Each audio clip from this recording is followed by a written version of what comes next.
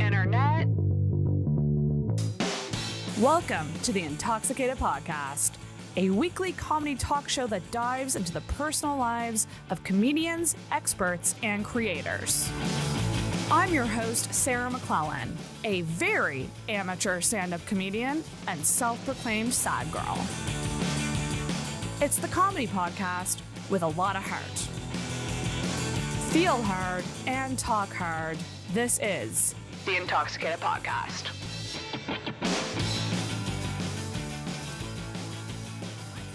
Let's just formally open this episode. Okay.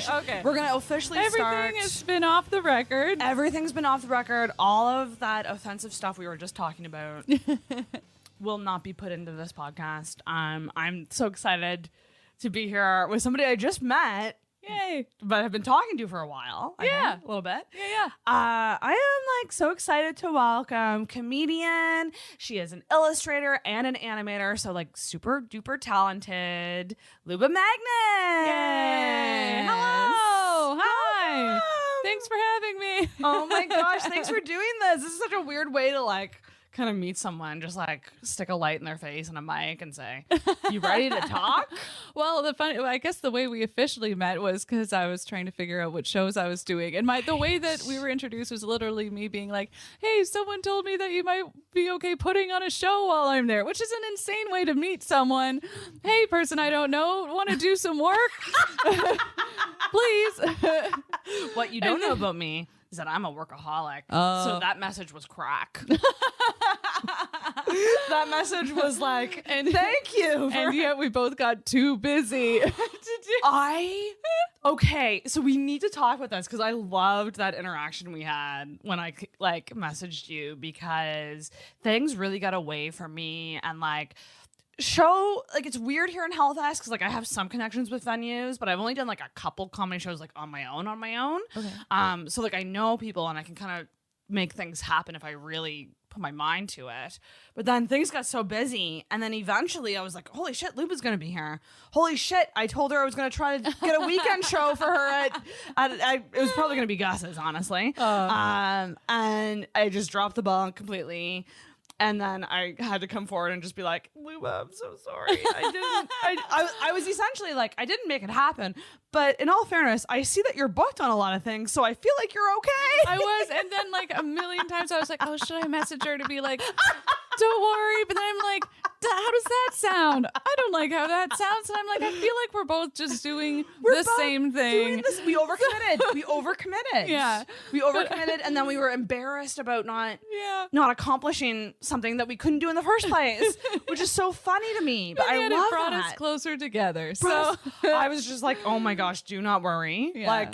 I was just mostly like, okay, I need to I need to see you do comedy, because I saw your stand-up clip that you shared, and I loved it. And then I was like, okay, I need to go see her. And then it was like, what am I going to see her? Open mic, my life's insane. I don't want but I'm so glad I got to see you in the space that I saw you, because it was perfect. So you just did a show at Good Robot. Yes. What a great venue. Oh my Isn't it magical? gosh. It's beautiful Yeah. and intimate, and the crowd was such a good vibe, and the other acts, obviously, just Dan and Claire. the best. Yeah. The best. And it's just a really good thing to be a part of. So I'm very glad to be here doing. That's the part of comedy that I love. This is this has all just been very magical and nice to be here in general. Yeah. And last night's show was just pure fun. The plan is to convince her to move here. Which you wouldn't be the first to try this week. So pretty much everyone. Was this your first time in Halifax? No, I've been here twice before. Oh, okay. The first time was because I really wanted to go to school here. And I grew up taking piano. And so I wanted to come here for piano. I had my grade 9 conservatory. Oh. So I flew out here with my mom, and I auditioned and I choked. I full on choked. And then, which was very embarrassing. And then I went to the hallway, and there were other students there, and I was like, oh, I don't think that went well. And they're like, don't worry. hardly anyone wants to be in this program. Like no one applies. They accept everyone. You flew all the way out here. You got in. Don't worry. I did not get in. I did not get in. But so that was I really wanted to move here then. So that was number 1. Then the next time was just on a trip. Yeah. Right. Yeah. And then this is number 3. This is the first time I've been here to do comedy though. So And okay, so I need to know because like you came here for like you've been here how long? A week? Yes. Yeah. One solid week. Get yourself a little accommodation, nice romantic room for yourself. Romantic room for one. And you're doing shows and you're also doing your job too because you can do it remotely. Mm-hmm. Did you have connections to people here before you decided to come and do a bunch of shows, or did you just dive in and kind of reach out to who you knew to set up all these things? Let me try to think. I don't think I was connected to any. I think it was mostly Claire Right. Belford who helped a lot. Setting up connections. So you really just came in by yourself and you were like, I'm going to do this. Yeah, I was like, help me. Commendable. Yeah. Truly commendable. Thank you. I think that is so badass and awesome. Like to just go to a city, like stay by yourself with yourself, do shows and like explore. Like that is so cool. Thanks. I've always loved, I love traveling a lot. I like that comedy opens up that opportunity. I don't love traveling by myself, but at the same time, I don't let that hold me back. Because like right now, like people who I would travel with, like my friends are all, let's say the non-comedy friends are all like, they have their families. They're going to go travel with their families, so it's like, and then when it comes to comedians, it's hard to get stuff together sometimes or, so it's just like I had this album to prepare for and I needed to, cause stage time is really hard in Toronto right now. So I was like, I need to go. There's stage time out there and longer sets. So I'm very grateful for the time I spent here. It's really helped a lot. So thanks, Halifax. Yeah. We love you here. You should. I'm just gonna keep saying that you should move here. And you're prepping for an album. So when are you recording this album? Next Friday. Less than a week away. And I'm fine. She's great. She's not nervous at all. Not She's a bit. Cool as a cucumber. It's going to be great. Where are you recording at? A little art gallery called Peach Berserk. Sounds precious. It is precious. It's just literally this woman collects these old paint by number, like vintage paint by number things, and she just paints them all, and that's just all over every inch of this place, and it's very beautiful and quaint and so cute. I hope it feels like the Good Robot shows.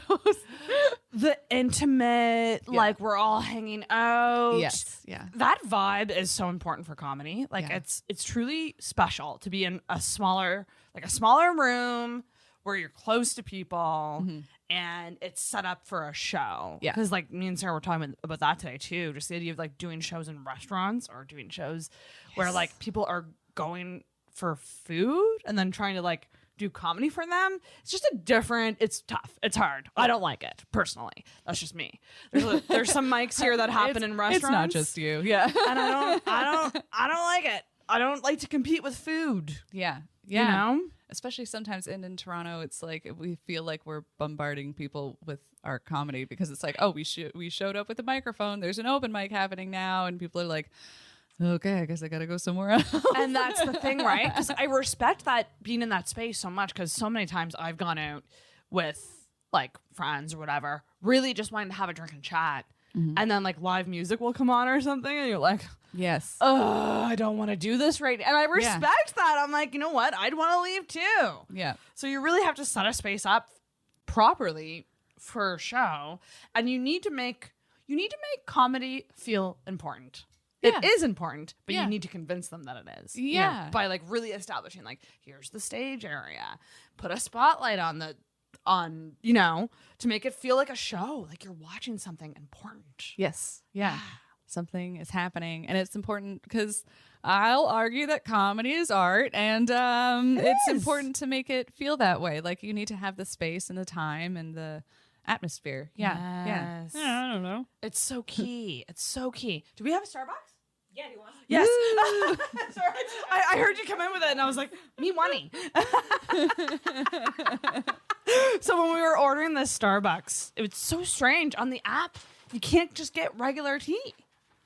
Oh, like I very rarely go to Starbucks, and so I think the last time they had this thing, I would be like, because everything is complicated at Starbucks. I know, Like, I just want a it's tea, intense. and they're like, well, we have awake tea. I'm like, Jesus Christ! I just thank you so much for this. Yes, and I know that this is supposed to be a show where you drink. I just know that I will take a nap, and I have this and 2 shows at Good Robot later, and Well, you know I will what? die. I'll die. Cheers for our Yeah. coffees. Cheers. And that'll be cheers enough for this. I don't even know, what is this thing? What is this? I don't Is it a Starbucks. Oh, is it a stir stick or is it something to cover the? I think maybe it's both. But then how do I stir not a it if straw, it's is in it? the thing? No, it's not a straw. People who are only listening to this are like, what is happening? What is it? I'll describe it for the people at home. There's a banana in my drink. And I don't like it. I did not order the banana. I ordered the passion fruit. That's so funny. I don't even know. Yeah, It says, holiday- it's a chai tea latte. Is that what it is? Oh, that's nice. Oh, Ooh, yes. Okay. that's so strange. Now we're talking. You good with that? Yes. Okay, sweet. There's a human man in my tea. How do I get one of those? I wish that was in my tea too. Was that in your drink too, Sarah? Oh my Did you get gosh. No man in here. Just caramel macchiato. That's better. Oh, delicious. Perfect. So we're caffeinated. Yeah, the show did kind of start very heavily focused on drinking. And oddly enough, it's kind of rare nowadays. I find I love recording on the weekend in the afternoon. Like right now, perfect time for me to record. I've been up, voice is warmed up. I'm not tired. I slept. Weeknight recordings are the worst because I'm like drained from work. Yeah. I had to come home and like shift into podcast mode. But I love an afternoon recording because it's like it feels because you still have your night. And yeah, I definitely don't want you talking for too long because I'm like, you 2 shows to go. I was like, I don't thinking of mind. your voice. I don't mind at all. I think we were talking about this yesterday where it's like, I was just in lockdown for probably a year. You want to talk for a couple hours and then do a couple shows? Please. Yes. Bring it on. I'm ready. Let me live. So, okay, so you're from where's your hometown? Like, where'd you grow up? So that's, I'm from Port Colborne, Ontario, and that is in the Niagara region down on Lake Erie. 18,000 people, a big retirement town. Okay. And it's, very small, very small. Yeah. Did you like it there? Growing up there? No. I I mean, it is a nice town. It's good to visit. No, but I was growing up there. But I don't know. I think I always had my mind outside of the town. Did you leave as soon as you could?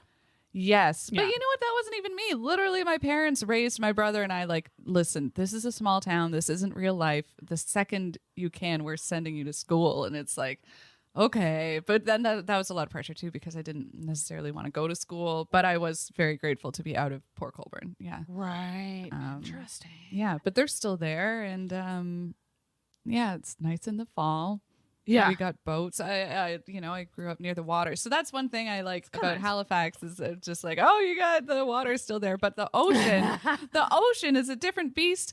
You guys have tides. That freaks me out. The We moon, have ocean in the ground too, apparently, based on your Instagram story. that was at the bottom of the hill. There was just this big bubble for people at home. Just this big bubble of water under the grass. And I walked over and it was like walking on a waterbed or something.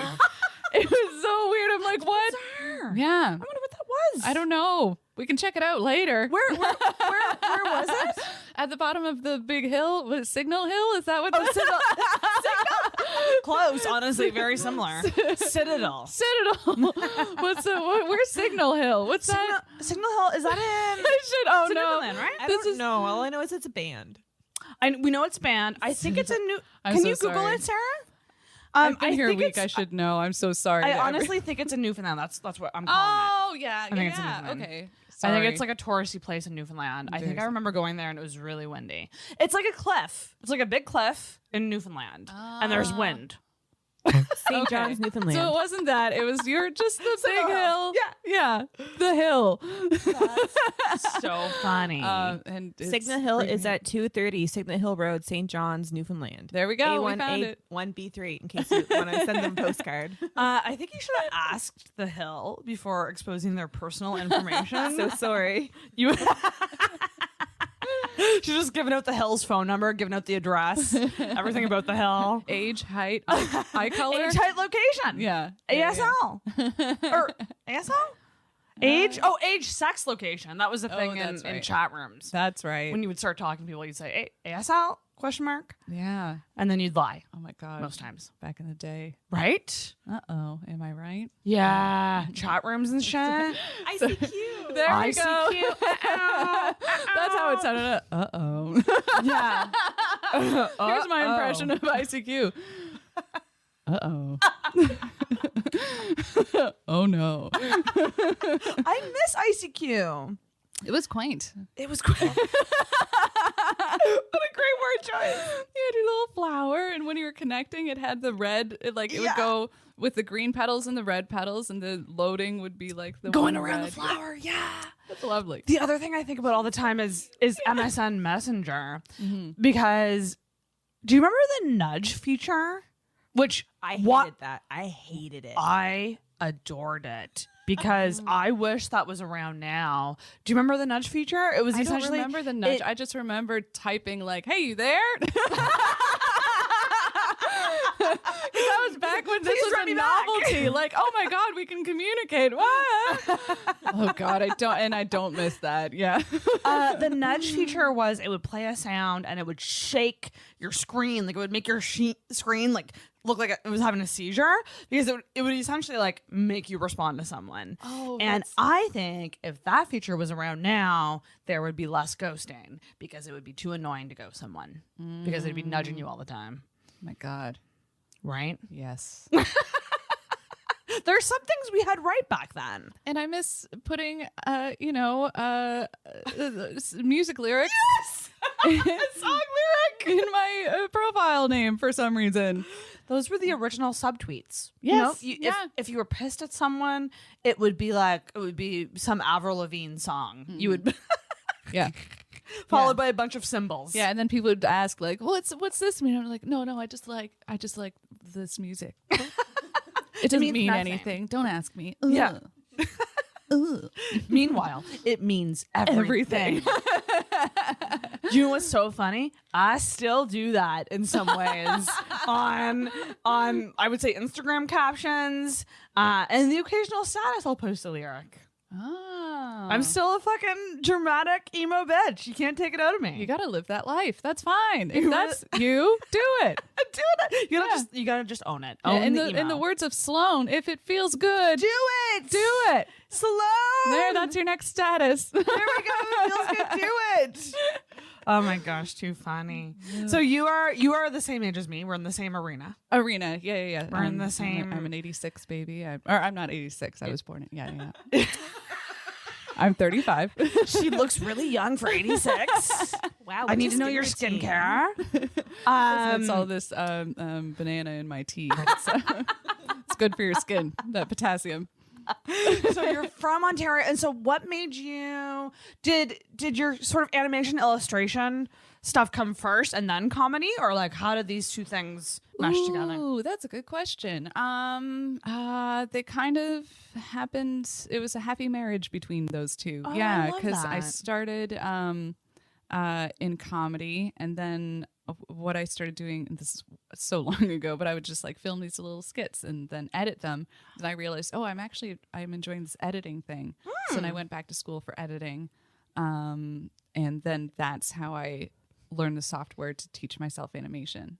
So then it all just came together. I just really like creating things myself. And that's what I like about animation is I have control over everything that happens. You can film a thing, but you can't control everything unless you're like with a big studio. So animation, I can literally just anything I picture, it can be in outer space. It could come to life. Yeah. So I love that. So that's what I loved about that. And I loved that it was always funny in some way. So it just kind of worked together with the comedy very well. So I like I like having both things in my life. That's important to me. Yeah. It's two things that go really good together. They pair really well together. Yes. Yeah. And this is why I love you. So you have your full-time animator, illustrator. You're working. Yeah. You're also hitting comedy hard. You've been doing comedy for 10 years. Do you find it hard to ever do anything else? Because if your full-time job is creative and then your side hustle is also creative, and those two, and they go really well together, do you finding that like balance tricky sometimes? Yeah, and that's a big thing in my life right now. I think the balance hasn't been as difficult post-COVID just because of circumstances, but just in general, it's the mental capacity of what I'll call the race of comedy, because it's all competition, even if they aren't saying it to your face. It's all there's a lot to it, and I don't want to live that life even subconsciously anymore, really. I just love performing. I love performing and creating things, and I don't need to be there's something like I want to record this album and then just kind of think about what I want to be doing, where I want to be, because I just want that fuller life. And I don't know if it's because of comedy that just isn't happening. I don't know. It's all circumstance. I could cry. That's fine. That's fine. Cry because this is so, and Sarah's probably picking up here. I'm really relating to this. Oh, great. Like I'm relating to this so hard because Yeah. I don't know what it is about mid 30s. I hate saying that. But it's the way that I describe it. I don't know if you can relate to this, but like so many of the times that I've wanted to slow down, life to slow down, to be more present in life, and it's been just like, no, speed up. You have to speed up. You have to speed up. You have to speed up. Do. Keep going. Hustle. Go. And it's like, but in my soul, all I want to do is slow down and enjoy this. Yes. Yeah. And But then like I feel the exterior need to speed factors. up. Yes. It's really tough, and people think you have to work at it every fucking day. You got to work at it every day. You do not. You got to get to this point at this time. No. You got to impress these people. And it's like when I look at you, when I see you perform, I go, number one, authentic voice, very strong authentic voice. Like, Thank you. And you're comfortable up there, and you seem like you're having fun on stage. And when you see someone like that, and you can leave a show going, that was really nice. It is such a gift. And to get there, you have to be present. Yes, and that's so very important to me. And I just something I've been thinking a lot about is that I know that that's not how I come across on stage as much as I'd like these days. And I know it's because of the pressure kind of around me. And I know that just my head is because I'm just trying to reevaluate, and also post-COVID, I just feel like sometimes with stand-up, I just have this brain fog because it's so crazy to be like, hey, we just went through this monumental thing. Go up there and be funny, Right? It's just, so I get this brain fog. And I can think of one set in particular in Montreal from like a month ago where I just was not present on stage. I just said the words and then I got off stage and I was like, God, that was awful. They're not always, sometimes you're too hard on yourself. I know when it's me. And so for shows like last night to happen, it's like that's what I want forever. But I know that that's not possible, so I just have to figure out the best way for comedy to be healthy for me, I guess, in that sense, if that makes sense. Yes. For healthy and happy. Luba. Yeah, that's what I want. I want that. And I want that for you. Everything you're saying. I'm just gonna do this. Yeah. Oh yeah, we got the bell. This is a bell. This is positive reinforcement bell. It's Okay. I agree. You can also I love that. Also, Luba, just feel free to ding it whenever. If it makes you feel good, if it feels good, do it. I'll just wear it like a hat and go bing bing. Yeah. So I love what you're saying because it's so easy to get caught up in that grind and lose what you're writing about, essentially, or like staying authentic in yourself and writing jokes that you enjoy. And it's just it's a lot of pressure. And I have to remind, like, I'm an open micer. I'm very new. I've only been doing comedy for over a year. I started in July of 2020. Are you serious? I'm a pandemic starter. Oh my God, I didn't realize is that? Yeah. I just figured you must have been you seem to be, you present as like a Halifax a hub, you know, like you seem to, you know, everyone, you support everyone. I'm like, oh, okay, she's been doing this forever. Well, the podcast has been around longer. So like when I started talking to comics, I started getting really entrenched in the scene as kind of the podcaster girl. Oh, that's So, your like, story. Oh, I love this. A lot of people kind of compare me to like Conan or like talk show host that Yeah. is kind of a comic but not really. Yeah. Okay. I love how I just said people compare me to Conan. I heard myself and I went, bitch, that's pretentious. Listen, same, but just because of the haircut. So not too flippy today, but we get there sometimes. Yeah. So I was around it for a long time before I actually physically did it. And for me, when I did it, there was this added pressure of you've been around comedy for so long, you can't suck. And so I was never actually given the chance to be shitty. So great. So that I had to actually remind friends of mine, like, I'm going to be shitty. Like, you can't expect me to be good because I just started doing this. And even though podcasting and stand-up are they marry nicely, they go together nicely. Yeah. It's so different. It's such a different, like what we're doing now, talking, having a conversation is so different from this is me on stage and I need to impress you. Have you thought about, and I'm just spitballing here, but I know sometimes there's shows in Toronto where they'll have like a host show. Like you could do stand-up podcasts like live. I would and love have to. stand-ups do their set and then sit down on your couch and do that. That's kind of the goal for if I do another. I've done one podcast live show, but that would be the goal for the next one. Is I want to do something like that. The idea of like set, chat, set, chat, set, chat. And that's so fun because it's off format, and that is the best. Like they're the best shows to watch. You know, Yeah, like I would to agree. like as an audience, you get to see your comics, and then they're out of their element and just kind of yeah. You should do a live talk show. Oh, it'll happen. Yeah, it'll happen when it happens. You heard it. Add here it to the first. list, Sarah. Add it to the list. Oh yeah, that's right. I'm sorry. Don't do it. Quit everything. Right? As a friend, it's so tricky because you want to like enrich your friends and tell them to like go for things, but you're also like, but don't work too hard because But I mean, if anything, it's you know, people think that stand up is so linear. So if you know, you've been at this a couple of years and I'm sure you love both, but if you're like thinking of a way to like marry them, that would be a great way. That'd be a great way. Yeah. Yeah, and it's kind of similar with your animation stuff. Like I do feel it goes nicely with comedy, but because of that, I do find the balance side tough because I can't seem to separate what's real life and what's. Do you know what I mean? 100%. Yeah.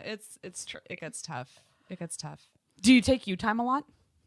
I think so. Yeah, it's good. I think so. Again, I mean, just thinking on the past couple of years, like it was literally COVID and then this and things are just slower in general. Like there are lots we just got to full capacity like a few weeks ago. That's insane. So things are Holy shit. Yeah, so things are different than Yeah. when I came You're kind of here, forced into it. yeah, I like sitting here. I'm like, I haven't been around this many people this close in so long, and yeah, it's like a couple times at Comedy Bar, but you feel like Comedy Bar is the Toronto kind of like it's not like a club like Yuck Yucks. It's just kind of our little hub for independently produced shows, right? And it's super fun and independent, and but there's 2 rooms, and so at the end of the shows, all the audience members leave the room at the same time, and that's where we're all like, "There's so many people," because there's technically capacity, but then they're all in like the exterior room, and we're all like, "Ah." And then it's really scary. Holy shit! Yeah, because we weren't used to it yet. But wild. it's getting more normal now. Yeah. Wow, like Toronto really took a hit. Yes. Yeah. My we did. God. Yeah. It was crazy. Do you live alone or do you have do. a roommate? Yeah. Yeah, I live Okay. alone. So you went through all the lockdowns by yourself. Yes. Yeah. How was that for you? Not great. Yeah. Yeah. And I That's I say honest. that, yeah, but I also know that people with roommates would complain because they're like, well, I don't know what my roomies are, you know, and Right. there's That's pros and a lot of cons to stress. every living situation, and I empathize with that. Yeah, I don't know. Right. Yeah. Oh my gosh. Well, we're here now, folks. And, it's so funny to me that like really the pandemic has been like let's say 2 years. I'll be 2 years in March, right? Like that in that amount of time, things have changed so much. Yes. And we are literally forever changed because of it. Yeah. It actually like made me an introvert. Like I'm no longer an Oh. extrovert now, Oh wow. which is fucked. How do you feel about I'm okay with it. I think I was fighting it for a bit. Okay. And then I was like, no, this is, but we were talking, and this ties into this. We were talking about our age. Oh, yes. And like you being 35, me being 34. And whoa, where did that thought go? It was literally just in my head. The pandemic has made me the introvert, but also my age has. Because I have far less energy now. Oh, okay. And so I discovered that I need the alone time to recharge Yeah. versus before when I would actually be going crazy by myself. Right. Whereas now I crave it. Yes. Okay. Yes. And I feel like the pandemic did that in a lot of ways, because now I'll be out a couple nights a week and I'm exhausted. Whereas before I was out almost every night doing something. But I think just mentally too, the mental capacity of having to talk to people, navigate on stage or whatever you're doing, even just around friends, you're just like, that's a lot of mental energy that I'm not used to putting out there, you know? So it's exhausting. It's exhausting. It takes time to get back. And I don't know how normal people do it. People seem to be navigating this fine. I'm like, who are you? When you Where's your brain? started comedy, you would have been like what, 25, 24? So here's the thing. I was actually like 21. Oh, shit. And then at some point in this, I took like a 5-year break. So I did it for like damn. 2.5 years, took a 5-year, because I wasn't comfortable at that time. Oh yeah. And then I started doing it again, and I haven't stopped. And I think what I know about myself is that I cannot quit. You know, we all talk about quitting comedy at some point. But I know that I All of us. yeah, Even literally everyone. You're like, I just started. I'm out of here. And you'd be wise to do so. No. But I know, having quit before, that obviously I cannot quit, because I very much enjoy this, and I've tried quitting before. Right. But it's just the style, and what does comedy mean for me? I also feel like breaks are so important, because most times if you take because the thrill of comedy is so addicting, if you do get to a point where you're like, no, I desperately need to take a break, it's because you really gotta, and it's probably for the better, because you're probably going to come back stronger. Whatever the reason for the break is. I know for me, it's like I've just been going too hard and I need to slow down, and I need to like get re-inspired. It's re-inspired is the word that I use to write jokes. Yeah. And sometimes we really need that.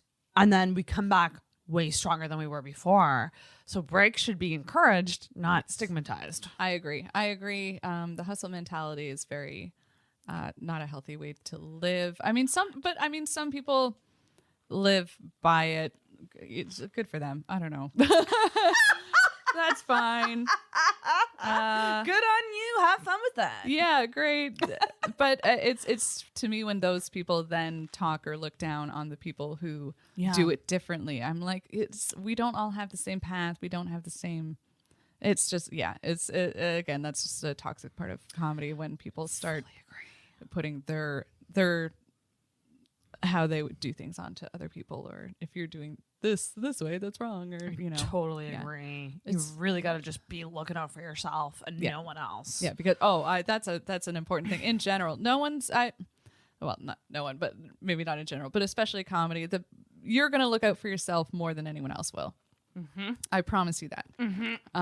So no matter how supportive others are.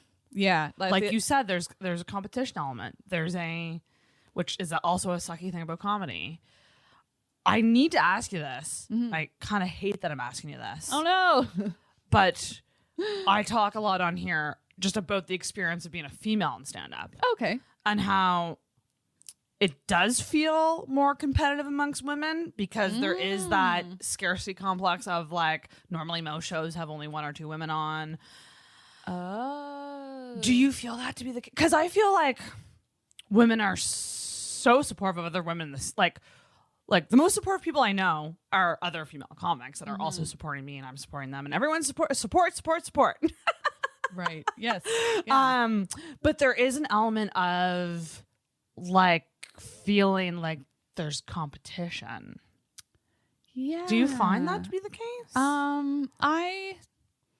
I mean, definitely yes, but I don't want to gender it. Yeah, that's necessarily. Maybe I can completely understand that it would be harder when it's maybe less female. So you do know that you're going, which is also an insane thing. If it's like, oh, we got to have the one female on the show, I understand that. I've been in smaller markets. Which, by the way, is what I loved about your show last night. 2 women, 1 man. Yeah. What do you know? It went great. It was a good show. It was amazing. And Dan played off of that and made a joke about being the token, which is God bless him. God bless him. He's great. He's great. Yeah, I think everyone's competitive. Yeah, it's true. Maybe in different ways, but I know like when I think the hustle mentality, I see that most from men. Yes. Why that is. And then they'll talk to women who are just like, if you're not doing this, missy. So I have a theory behind that. Yeah. I think that the reason the hustle mentality is stronger amongst men is that there's more camaraderie. Ooh, that's a hard word to say, amongst male comics. So they're almost like a team. They're like, "We're all together. We're going to do all the shows together." Yeah. Whereas females, I think there's a camaraderie, but it might not be as like, let's go to every single show together and do everything together. Like, it's a little less obvious, I guess would be the word. It's a less obvious camaraderie. Yeah. And so I feel like when they don't see women out, they're like, they're not working hard. Mm-hmm. And it's like, no, they are. They're probably just like writing more, perfecting jokes more, doing more stuff behind the scenes versus just doing 7 open mics in a week because you can. Exactly. Yeah. Oh, did any of your bits change between set 1 and set 7? No, you said the same punchline that didn't fly. Great. How is Good that for going you. for you? Yeah. How's that hustle? Versus like say doing 1 or 2 mics and then taking some time to rest and work on it. And like also giving yourself rest because you need to be you have to have a good energy on stage. In order to do that, you have to rest. Oh yeah. In order to be relatable, you need to be a full human being. And in order to be a full human being, you need to not be doing stand-up every night. That's my opinion. Hot take.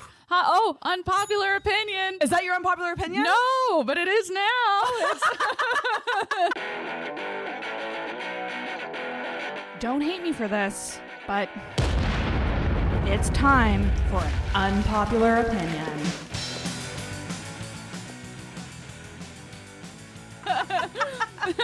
No, my unpopular opinion, sorry to jump the gun, is sometimes I don't recycle. I love that because I don't either. I don't compost. Oh, okay. It's Which is probably for me. It's some like if you have a full thing of greens in the fridge and it went bad and you just don't want to I'm just like, the plastic is going in the garbage. I'm sorry. Yes, that plastic is garbage now. I don't want to smell what's in there. I just do not. That's understandable. Goodbye. Yeah, no, I would do the same. same. And then I feel guilt. I'm like, oh, but then I'm like, no, the corporations are the responsibility. This is very inconsequential. And fuck. Sorry, I didn't recycle the 1 plastic container. Yeah. You gotta do a lot to be considered a good person these days. Yes. And you want to know what? Sometimes it's just good to try your best. Yeah. And we're trying. Gosh darn it, we're trying. Yeah. We're trying. I don't know why I said it. Gosh darn it. Gee willikers. Oh, yeah. Sometimes you don't recycle. Wow. Sometimes I don't recycle. Unpopular opinion. I can't think of you the same way anymore. I know. It's been nice being here. It's been nice having me on this podcast. You can see yourself out. And like I do cans and like I throw everything into one bag and then that's what I do essentially. Mm-hmm. I don't sort. Who's the time? Are we supposed to be sorting? I think here you're supposed to, aren't you, Sarah? Whoa. Are you supposed to sort here? You're like supposed to papers, sort, yeah. paper. Well, I'll do cardboard separate. Usually, I won't. Okay. I don't have time for that. Exactly. What? Oh, guess what? I'm not moving to Halifax. That's too much work. Imagine. Well, I mean, I'm still. People are Oh my just- gosh. Okay, so I skipped over a segment. So we yeah. should get to the assumption segment. Right. Which I'm so excited for because I'm like, I was thinking about this yesterday and this morning. And I think my assumption, I'm hoping that I'm right. Don't punch me in the face. Ow. And if I'm wrong, I'm hoping you won't be offended. Oh God.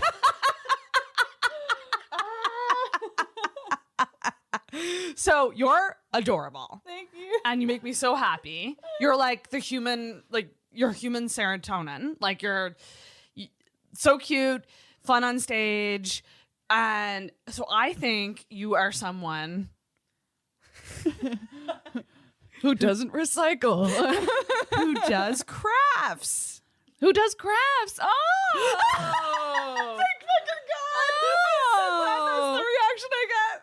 I'm not. I wish I did more. I wish I did Are more. you crafty? I'm crafty for sure. And maybe, but also maybe that's me knowing that you're an animator, creative. Yeah, but art. that's the thing though, is I wish I took more time just to do crafts, because when I have the time, I'm like, oh, I'll make a cartoon or something, which I wish I was doing more knitting and stuff like that. Oh, but my thing is mushrooms. That's the thing that I've been, so less crafts, more mushrooms. Yeah. We should actual like the fungus. Like actual mushrooms. Yeah. We Yes, should I'm clarify not that, sorry. yeah. Oh God. Or I'm gonna clip that out of context and post it on Instagram. My thing is just been mushrooms. getting-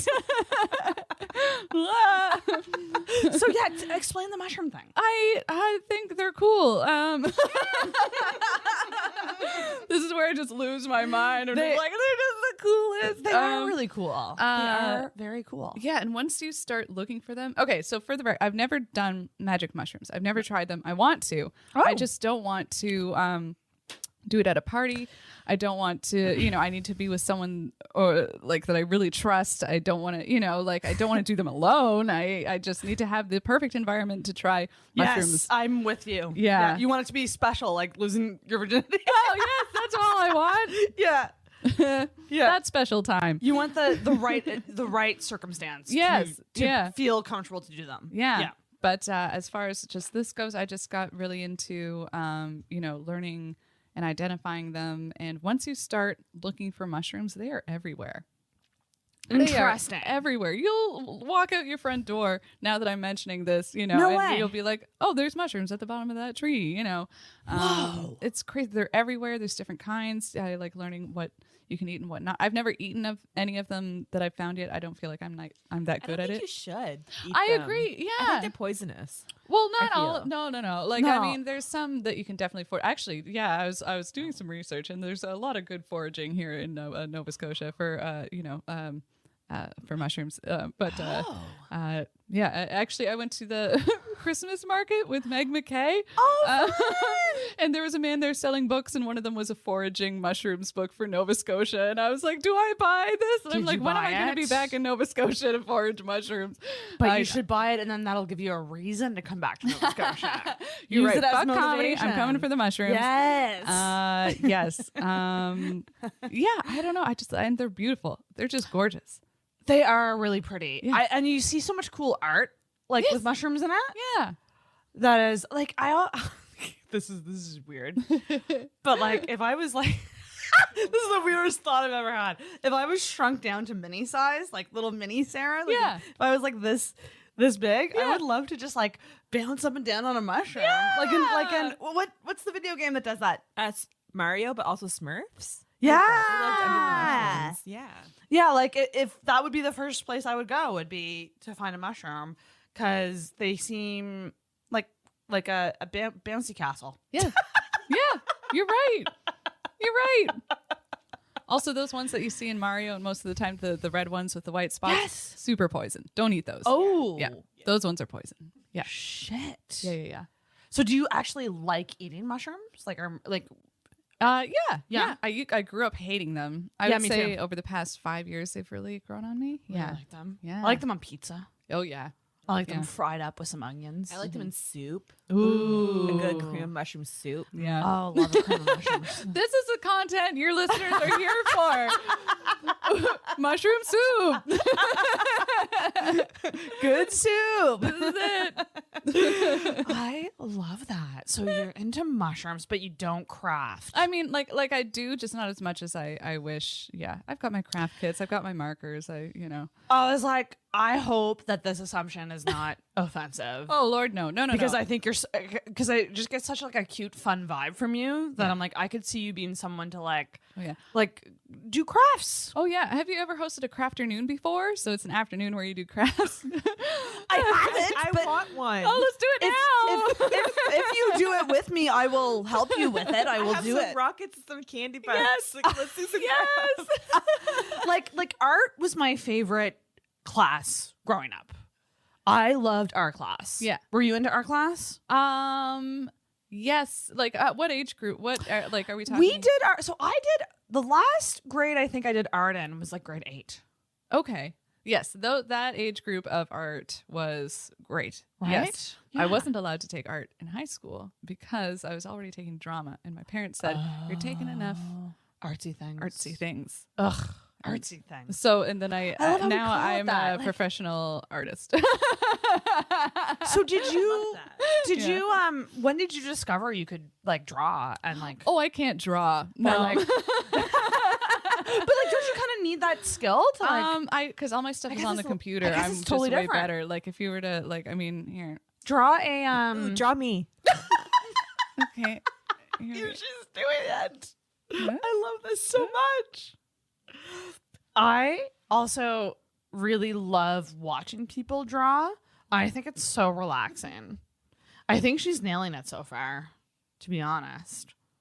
I'm so sorry. I forgot to be talking while I'm do this. No. While I'm do this, see You now focus there's too on much. on drawing Sarah. Okay, we got the headphones. Very important.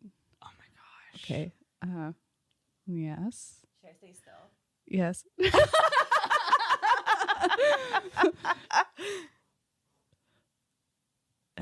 It's truly amazing. Okay, and we're gonna do a good thumbs up here. Okay. Yeah. I think you're far better than you think. Because I could not do this. I love it. Ta-da! We're saving that. Can we have that? Can you No, show the this camera. is so Hold bad. it up. It should just have pixels in front of it when you show the video. There we go. I'm very sorry. Here, let me see. I told you I cannot draw. It's perfect. I love it so much. I think you've captured her essence. You're very happy. You're happy to be here.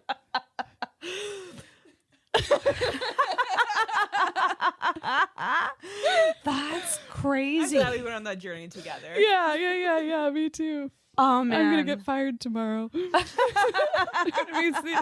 see this and be like, But I bet if you did it on like the computer, you'd come up with something amazing. Oh, yes. I've seen See, your stuff is amazing. I'm a digital designer. But what helps me, there's a oh my god, who directed Knives Out? Ryan Johnson?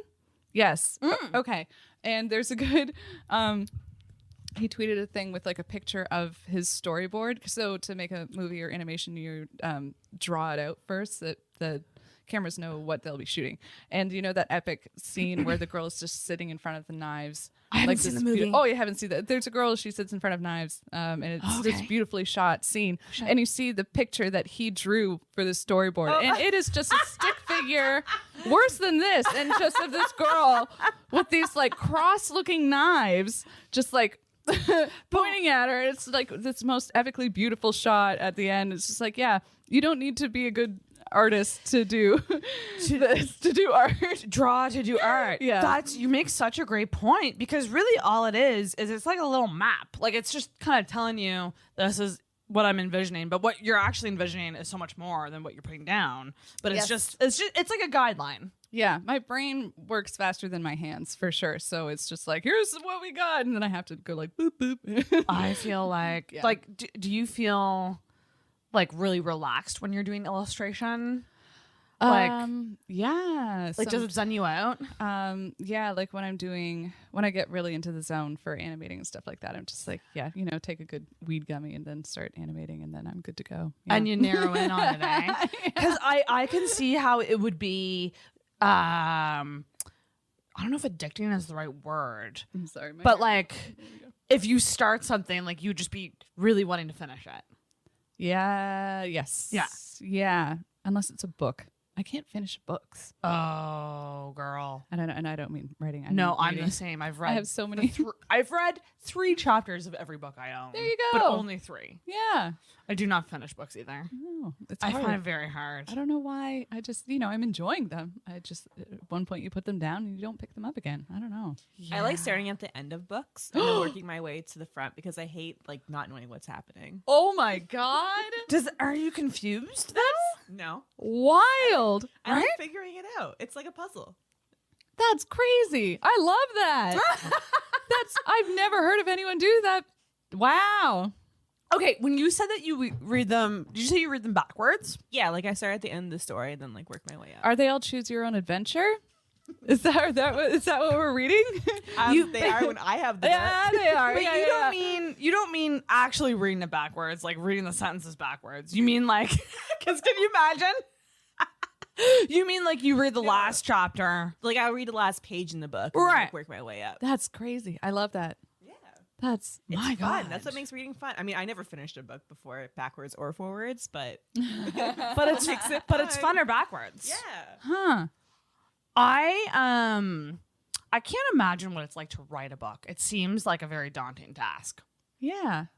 I don't know either. right? Would My you mom ever wrote write a a book? book. What's that? My mom wrote a book Ooh. What's about it what? about? about her life escaping from Poland. Oh, that's How did amazing. I not know this about your mom? She didn't like publish it yet because she's like, I don't want the FBI to come after me. But Oh. yeah. Oh boy. Oh, good boy. Do we have any other assumptions of Luba? Because we talked about this at brunch, didn't we, Sarah? Do you have an assumption you want to say? Oh. Did I have an assumption? What was? Oh, you said it at brunch, and I forget what it was now. I kind of assumed that you were either in a relationship or married. I've been married. You've been married. Oh, gasps across the board. Here we go. Oh, shit. How long ago was that? I was 25 and we separated when I was about 27 and a half. So 2.5 years. Yeah. Wow. Yeah. Shit. Yeah. I love that. You're like, yeah, it is what it is. Yeah. It was a long time ago. I don't think about it much, honestly. Was it a mutual split? Ooh. We don't have to put it in if you don't want to. But yeah, I mean, it was it made sense. Like it wasn't a dramatic. Okay, got you. Yeah. Got you. Yeah. So for the better after in the end, for the better. Yes. Yeah. Yeah. Got ya. Yeah. Oh man, so I was kind of right. Yeah. I was kind of right about that. I don't know why I assumed that. I think you know what I think it is. You seem like someone with your shit together. You don't seem overly sad, and to me, like that screams you have something stable in your life. Well, that anchors you.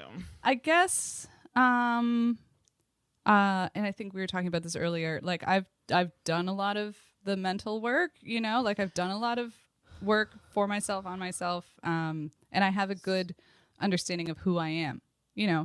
and that's important, and it takes a while to get there, and that it always bothers me. Sometimes comedians will be like, oh, you're so happy, like almost in a bad way. And first of all, I'm not always happy. I'm a normal human I'm a rounded human being with highs and lows. But I've done the work. So it bothers me when people are just like, ugh, like almost as a bad thing. I'm just like, well, yeah, like don't try to bring me down. Like I can get there on my own. Does that make sense? Also, they're just jealous. Yeah, I guess so. They're intimidated by something. Because Yeah. the older you get, the more you start prioritizing your own happiness. Yeah. Yeah. And like I think that's the thing about like your 30s. Like you're really just like, should I get off the pot time? I gotta be happy. Mm-hmm. So I gotta figure it out. And if you happen to be alone, I think it can speed up that process. Yeah. Yeah. But I will say, I don't, how do I phrase this? I'm good at doing things alone. Sometimes it worries me that I'm good at doing things alone because I don't want to be alone. But it's important to be okay with being alone, but also important to not be so okay that I'm isolating myself. And now it's really hot. It's really trendy to be independent. Yes. Yeah. Women are empowered more than ever.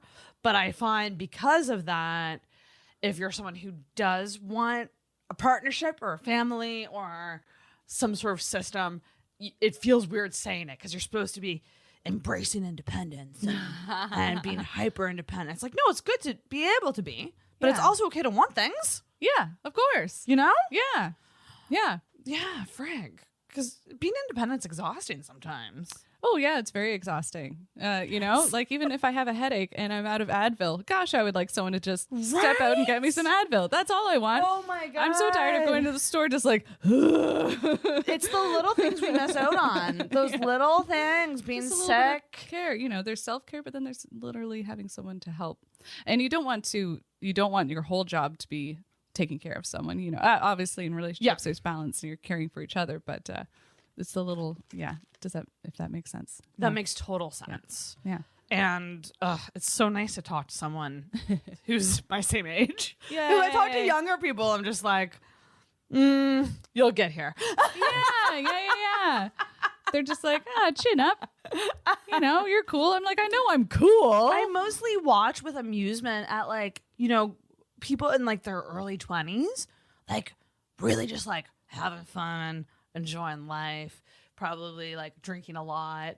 And I just go, I am so far from that, that it's foreign to me. Right. To look at and see. It's crazy. Yeah. It's crazy. Yeah. Do you miss your 20s at all, ever? No, I don't think I do. I don't think I do either. No. I don't think I'd go back if I could. Yeah. Honestly. Gosh. Do you have a favorite age? Ooh. Like an age that sticks out to you as like you had the most fun Oh God. or you're the most happy? That's such a good question. I love that question because it really makes you think of like the eras of your life. Ugh. Like 28 was pretty good. I think because I accomplished a lot in that year, but then also those accomplished came with a lot of it was hard to accomplish them at the same time because I had to be going through these like highs and lows. So those, you know what, 28 might have been the best and worst year of my life. But oftentimes, those two extremes. So you have the extreme lows but the extreme highs. Yeah. But oftentimes those are what we remember, right? So it makes sense that it would stick out to you. Yeah. That's interesting. Mm-hmm. What was I gonna say? What about you? What's your favorite? 25. 25. Because I was newly single. Okay. And it was like, again, probably one of the hardest times ever. Bad breakup. Yeah. Hard.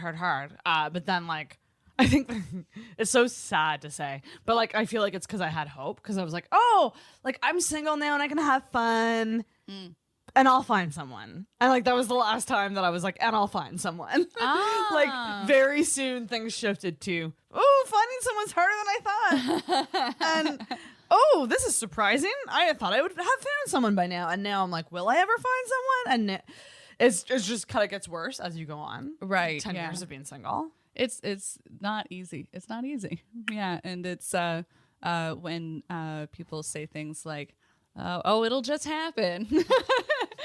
And that's what everyone says, and I understand. I like how Sarah's like, meh. People do say, or do you say that a lot? Is that why you're? I think I say that a lot. I'm so sorry. It's because it's a very positive relationships thing. love cliches because they. And they're also not wrong. I mean, a lot of times that is how it happens. But it's also.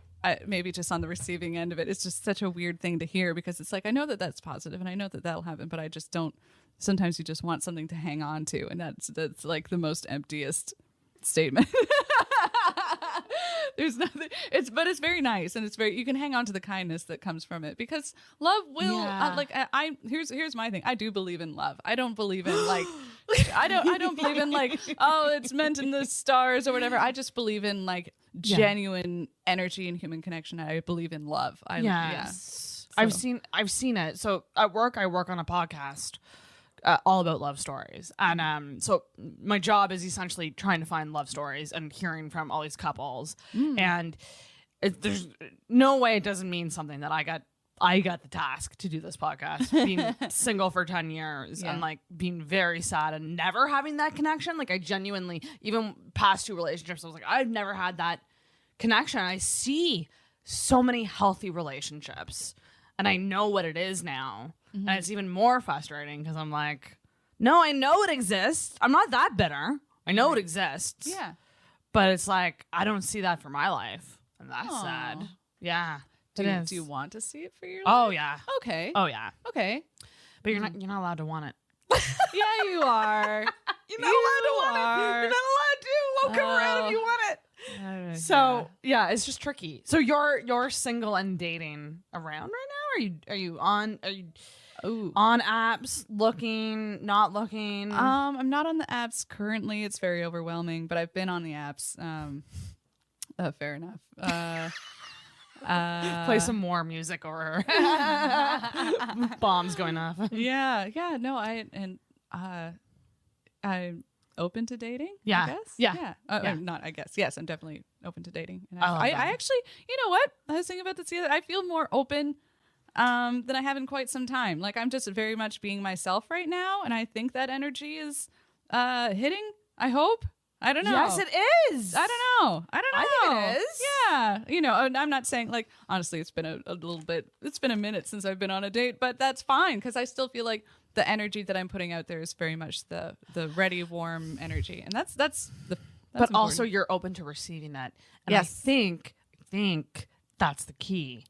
Because when I think of myself, I'm like, yeah, I want it. And I'm sad that I don't have it. But also I have not been open to it. Ooh. Because I've not given my space to be open to it. Oh. So as soon as you give yourself, as soon as you're saying, I'm living life, I'm being me, I'm having fun, and I have the space to be open to receiving it, I think that's when things will happen.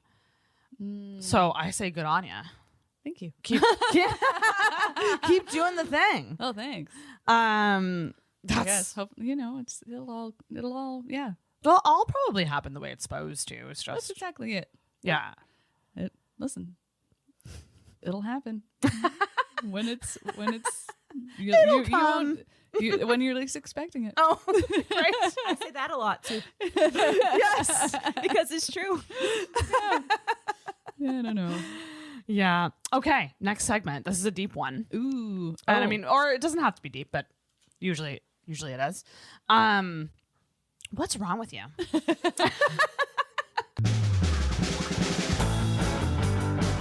What's wrong with you? I have a list. Because honest to God, like when I met you, I was like, you seem put together. You seem very fun. Like I picture a clean apartment. So I need to know what's wrong. I feel like we've hit on a couple of these things already that I had written down. So I'm going to say self-esteem. It's not great. Wait, a comic with low self-esteem? Right? Yeah. This is shocking. What? We'll say that. I could probably go into things with more confidence than I do. Yeah. Really? Maybe. Is it like on the comedy side, or like is there kind of an area that's worse than others? All of it.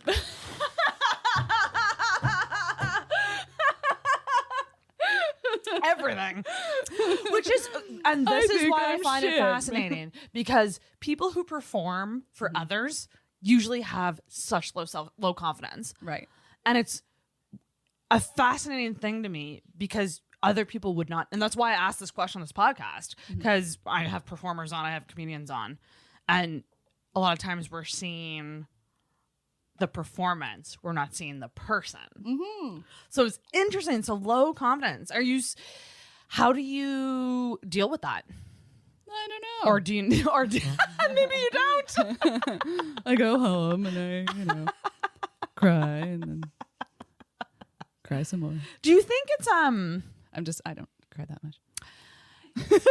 That's the thing not I'm cry? defensive about. Do I cry? Sometimes. you need the right moment. Yeah. Yeah. Yeah, like on a TV show, I gotta be ready. People gotta watch. No. I want to make a show of it. Low self-esteem and low confidence. Man, oh man. Maybe. Is there, I don't even think that there's an answer to those things. No, that's fine. You asked. You know? In terms No. of solving them. Like, No, I mean, like, again, it's all like therapy and all that kind of stuff. And who are you in it? Yeah. Oh, good. I love a good therapy. But yeah, as far as it's just, it's just self-affirmations and that kind of thing to help fix self-esteem, I guess. Yeah. Are you someone who are you into affirmations? Do you find that they help? Sometimes maybe. I don't know. Right? Yeah, I guess I just try my best. I just very easily will talk myself out of a situation. I think, someone else, there will always be someone better, or there will always be someone else or something. I feel like that's what's wrong with me, I think, and I'm a nice person and a shy person, so I'll just step aside and let life kind of move ahead, because I'm like, oh, well, I'm probably not going to be that person for this job or that relationship or whatever, so I'll just kind of like hang back. Because right. Yeah, that makes total sense. But I try my best. I am an optimist ultimately, I'm positive, I guess. For some reason I have hope. Ooh, that's a good thing. No, listen. In all aspects. Yeah. But I think what you're getting at, like when you say you kind of sit back and let things happen because you don't think, that's the people say it as like you take up space, or you like charge into something. You like let yourself take up space. Yeah. Which is like so hard to do sometimes. Yeah. Yeah. But I also feel at the same time female comics do that anytime they get on stage, because they're going, listen to me now. Yes.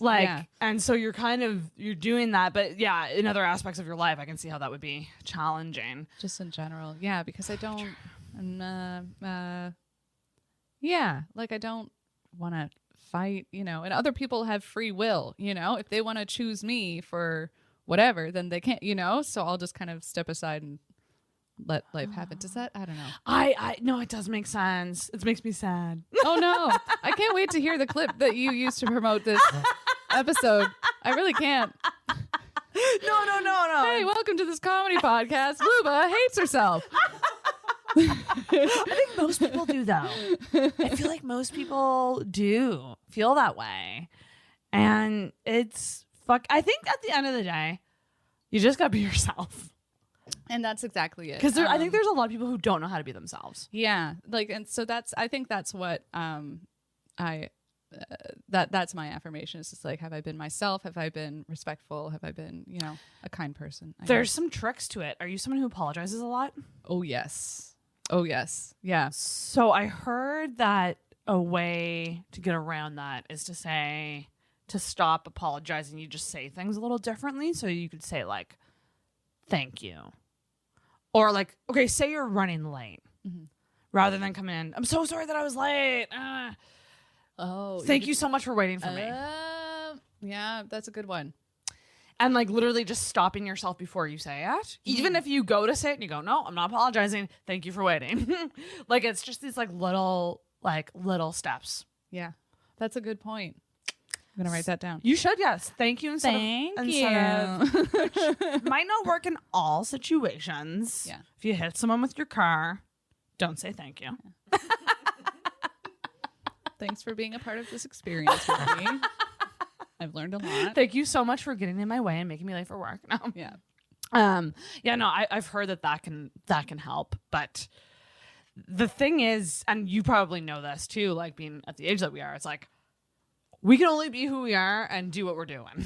Mm-hmm. So if people can't get down with that, then there's nothing we can do. Yeah. There's something freeing in that as well. Yes. Yeah. Yeah, like you said before, truly you can only be the best version of yourself that you can. And we all make mistakes, and it's also important to be forgiving of that, even if we're trying our best, we're going to slip up, but that's still human. But so long as you're staying true to who you are. Yeah. Who you are, staying true to who you are. Yeah. Yeah. What you value, what you appreciate, what you like.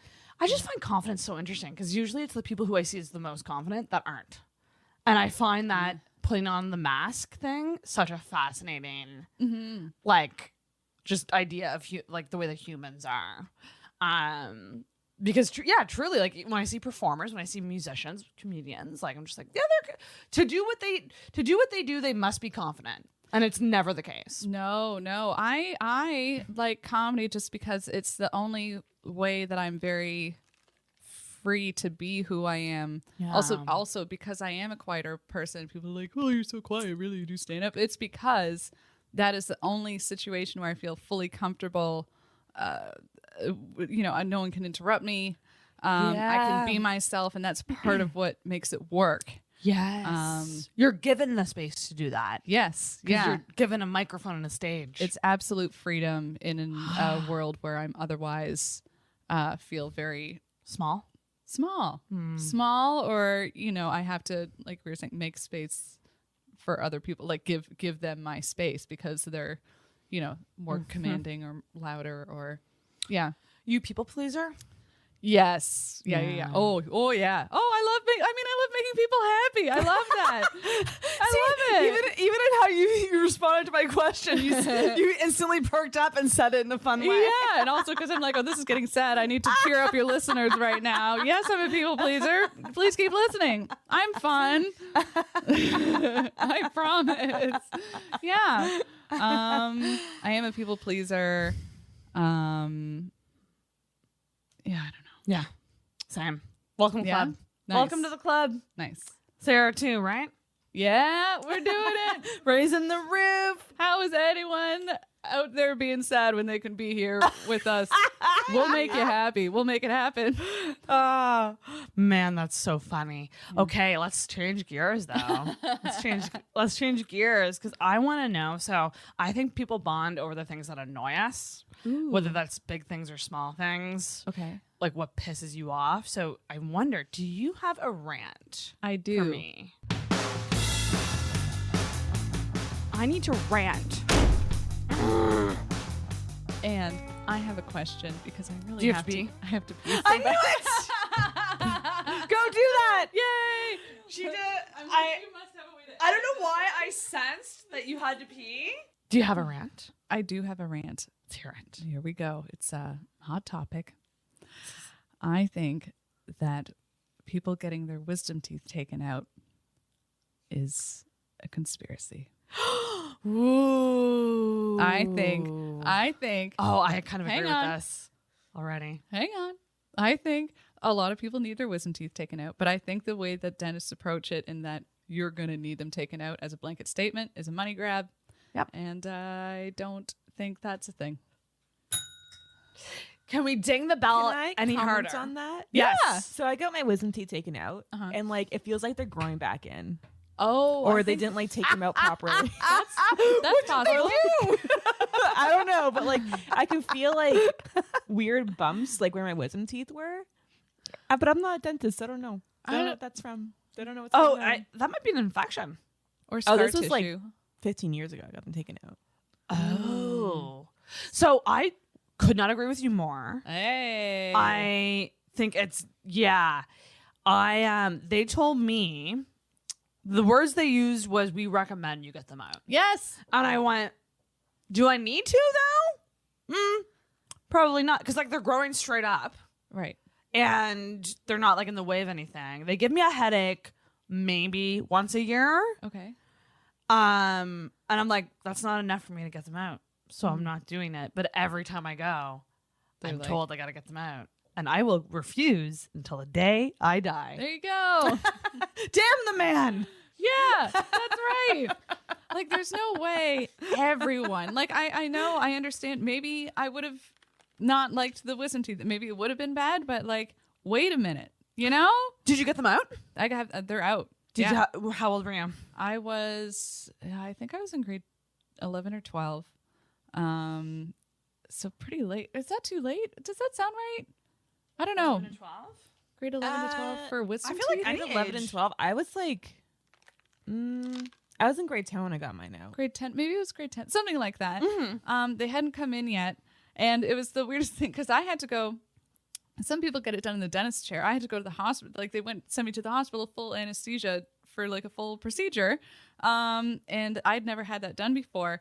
And they put the needle in, and they give you the anesthesia, and they're like, okay, count backwards, and so I was like 10, 9, and I guess it was the point where usually people are passed out, but you're also wearing a gown, you know, you got nothing but the gown. They thought I must have passed out, and I wasn't passed out yet, and they go to like take the front of the gown off, and I wasn't out yet, and like because they had to put like the monitors on, so I wouldn't have known that they did that if they just waited literally one more second. So I went 10, 9, what? Oh, yeah. Very uncomfortable experience. That's insane. They just had to wait 1 second. And so you passed out thinking, did you know that they were going to do that? You didn't? No. So you probably passed out going, am I getting sexually assaulted? What's No. happening Well, here? I mean, I didn't think that, but I was just like, don't look at that. That's mine. That's not for you. Was that your first experience with like anesthesia? Yes. Yeah. Yeah. It's scary, right? Very scary. I find it terrifying. And all that for fucking wisdom teeth that I don't think maybe needed to be pulled. That's a lot. That's a traumatic experience. I totally agree. Maybe it's more traumatic than I had it in my mind. Maybe people listening to the podcast, please know that I look at that as a funny story. I do not endorse anyone passing out. Oh God, I'm just digging a hole here. God, can we? I actually don't like this. Can we cut this? No, this is great. Oh no. I'm fine. You're totally.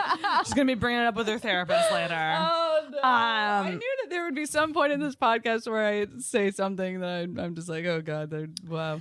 No, I think that's wisdom teeth why are they called wisdom teeth? Because they give you wisdom, duh. But so they're taking that away from us. Yeah, why would they want to take that away from us? And also, that's not true. Because so many people get them taken out and they're still smart. So I don't think I only had 3 wisdom teeth. Oh, well, yeah, some people just don't get them. Yeah. Which, how does that make any sense? I think we're evolving to not have wisdom teeth. That's like a step of evolution somehow. Yeah. So I only had 3. Only 3, eh? Mm-hmm. I have 2 totally grown in up here. They're just hanging out. Okay. And then my bottom ones are just hanging out under the gums. And they're going to stay there. Because I'm not getting them pulled if I don't have to. Why the fuck would I want to go through that? Yeah, if you're comfortable with it, like, yeah. Also, anesthesia is I can't describe how nervous I was to go under anesthesia the first time it happened. Yeah. I hate the idea of you're here 1 second and then you're not, and then people are doing things to you. I hate it. Isn't that terrifying? Oh, yeah. Yeah. Is there a movie about this? Nope. Like a horror movie? Probably, but if not, there should be. Let's Like going under, like being, I think there's a movie that's like the guy is actually awake, but his body's passed out.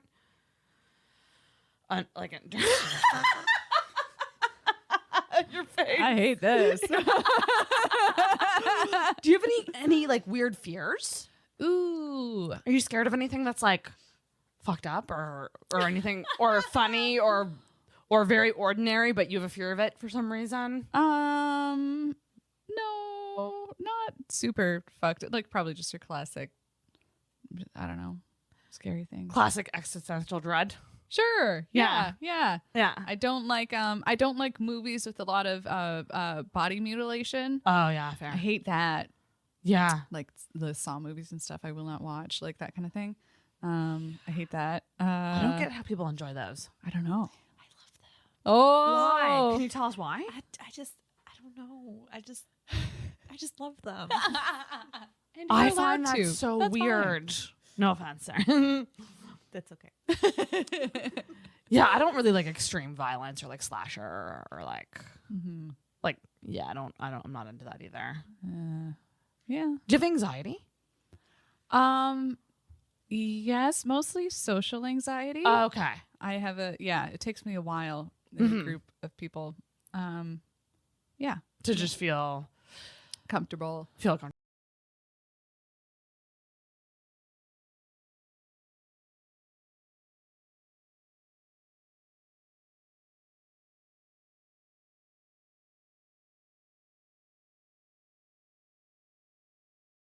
I'm always out, but I'm quiet. You know? Oh, I'll be in okay. that group of people and I'll be looking around and listening. Right.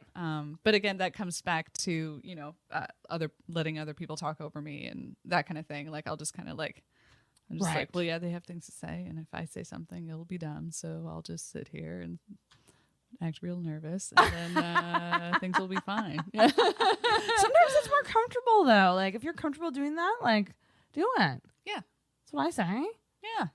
Yeah. Yeah, I'll just keep hiding my personality through a curtain of social anxiety, and I feel more comfortable that way. Yes. Oh man, yeah. Social anxiety is a bitch. Mm-hmm. I feel like a lot of people struggle with that. Are you an anxious person? I'm anxious in a weird way. I would say that I'm more overwhelmed than anxious. Mm-hmm.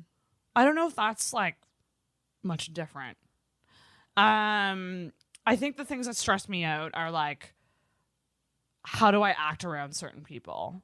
Or like, how do I say this question in a way that won't like, I don't know if that would fall under social anxiety or not, because I'm not really scared to like walk into a room or a crowd and talk. I can do it, but I'll probably be the person who's like, I'm awkward, but I'm talking, but I'm awkward. Right. That's probably how I would do it. But like, That's fun. on the scale of things, I'm like, I'm more depressed than anxious. I see. Okay. Yeah. Yeah, like I think a lot of people have anxiety, and for me, it's like I'm just such a people pleaser that I want to constantly be acting in the way that's ideal, and that makes me anxious. But I'm also stressed a lot. Oh, So maybe I am more anxious than I think. maybe. I love connecting dots on the show when you start saying things out loud, and you're like, oh, no. Oh, this could be it. Yeah, but that's probably workaholism too. Workaholism's a huge thing. Right. Do. No live, just do. Do you do therapy or any of those I things? wish. Yeah. I don't. Can't afford it. Right. Fuck. And that's the thing. Yeah. I can't wait. Trust me. Yeah. When I get a therapist, it'll be magical. Oh yeah. Because I will go in there with so many things to cover. So like a laundry list. It's just like, are you ready? Just like slam it I down. would bring a binder. Yeah. And the binder would have sections. Perfect. And I would be like, okay, which of these issues do you think is the most pressing right now? And they'll be like, which do you think is the most pressing right now? And then I would say, that's your job. Stop making the workaholic do more work. I'll say, what do you think my job is? Tell me, I want to know. Okay, so you have an album coming up. Mm-hmm. I always ask this to people who are doing albums. Is this your first album? Yes. Yeah. First album? Yeah. Yay. Number one, do you have a title? It'll probably be, I think it'll be Baba Luba. Perfect. Because that's my one joke. Yeah. Yeah. And it's that also is close to home because, yeah, my grandma was Baba and, it's just Baba Luba. It almost feels like home a little bit. And do you have, so you kind of, what jokes you're doing on it, right? Yes. For the most part? Yeah, I guess that one last night. The thing is what you saw last night. And then I also do some stuff with music in the background, like some one-liners, but I don't have an instrument or anything here. So there's more than you saw. There's more, but we saw. How hard is it figuring out what to pick for an album? Excruciating. This has been very, very hard. And again, because in Toronto, our sets are only so long. Usually you don't get more than like 10 to 15. 15 is rare even. Wow, okay. So being out here and being able to